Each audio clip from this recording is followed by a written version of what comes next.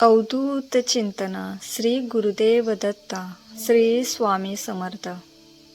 आज स्वामी म्हणतात, हा संदेश तुझ्यासाठीच आहे। आज तुझ्या नजरेसमोर स्वामींच्या हातातील हे पवित्र ओम आले आहे। याला केवळ योगायोग समजू नकोस।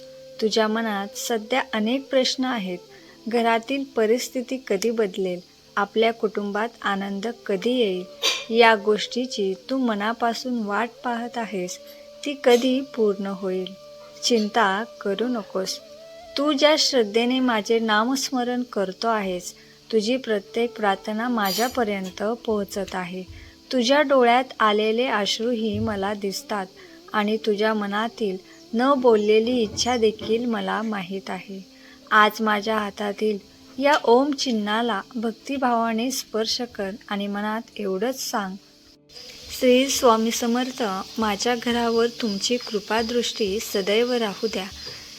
मी तुला खोटी आश्वासने देण्यासाठी आलो नाही, पण एक गोष्ट नक्की सांगतो, वाईट काळ कायम राहत नाही। आज परिस्थिती कठीण असेल, पण उद्या दिवस नवीन आशा घेऊन येऊ शकतो।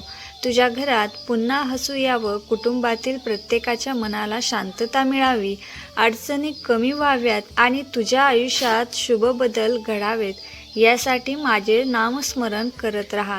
जिथे श्रद्धा तिथे आशा जिवंत राहते आणि जिथे स्वामींचे नामस्मरण असते तिथे भक्तांचे मन कधीच एकटे नसते। म्हणून बाळा, श्री स्वामी समर्थ हा मंत्र मनापासून म्हण आणि हा संदेश ज्या व्यक्तीला सध्या आशेची गरज आहे त्या व्यक्तीपर्यंत नक्की पोहोचव।